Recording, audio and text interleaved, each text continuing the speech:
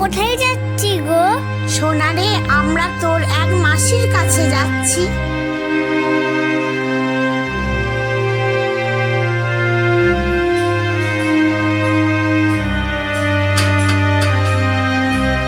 কোন বাড়িতে আছিস রে? দরজা খুলবি?